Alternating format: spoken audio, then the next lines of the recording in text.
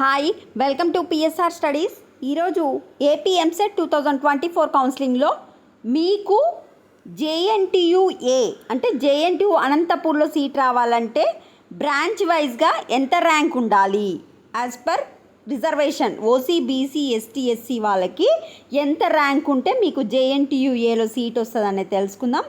మీరు వివిధ కాలేజీ యొక్క కట్ ఆఫ్ చూసుకొని కనుక వెబ్ ఆప్షన్స్ పెట్టుకుంటే మీకు తప్పకుండా మంచి కాలేజే వస్తుంది.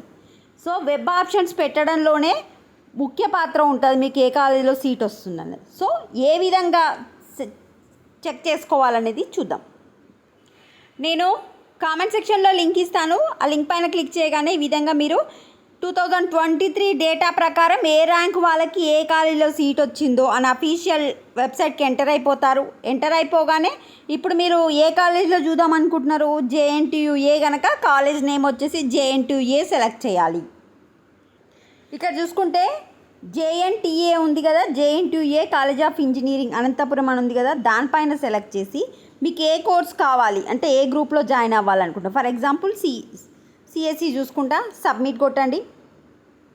చూడండి, బీసీబీ వాళ్ళకి మేల్ క్యాండిడేట్కి 4384 ర్యాంక్కి అయితే రావడం జరిగింది సెకండ్ ఫేజ్లో. నెక్స్ట్ ఈ 1 లక్ష 2 లక్షలు ఉన్న వాళ్ళకి వచ్చింది అంటే వాళ్ళకి ఏదో స్పెషల్ కేటగిరీ ఉంటుంది. ఎస్సీ వాళ్ళకి వచ్చేసి ఇక్కడ 12709 ర్యాంక్ రావడం జరిగింది. ఎస్సీ మేల్ క్యాండిడేట్కి ఫస్ట్ ఫేజ్లోనే రావడం జరిగింది. బీసీబీ వాళ్ళకి 7615 ర్యాంక్ రావడం జరిగింది ఫీమేల్ స్టూడెంట్కి. ఓసీ వాళ్ళకి 3930కి రావడం జరిగింది.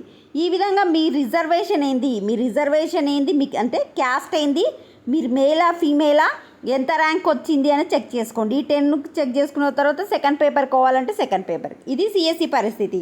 మరి ఈసీఈ త్రిబుల్ ఏ గ్రూప్ తీసుకోవాలనుకుంటే ఆ గ్రూప్ని సెలెక్ట్ చేసి ఆ కాలేజ్ని సెలెక్ట్ చేసి సబ్మిట్ చేయాలి. ఇప్పుడు చూడండి, ఈసీఈలో ఏంది, బీసీఈ వాళ్ళకు 13369 ర్యాంక్ వాళ్ళకు కూడా రావడం జరిగింది బీసీఈ ఫీమేల్ క్యాండిడేట్కి. ఓసీ ఫీమేల్కి అయితే 6678 ర్యాంక్ రావడం జరిగింది. అదే ఎస్టీ వాళ్ళకైతే 33,000 చేంజ్ కూడా రావడం జరిగింది. ఈ విధంగా మీకు ఏ గ్రూప్ కావాలనో చెక్ చేసుకోండి. జస్ట్ నేను కామెంట్ సెక్షన్లో ఇచ్చిన లింక్ పైన క్లిక్ చేసి మీరు ఏ కాలేజ్ అనుకుంటున్నారో ఆ కాలేజ్ పేరు, ఆ కోర్స్ నేమ్ సెలెక్ట్ చేసి సబ్మిట్ కొట్టండి.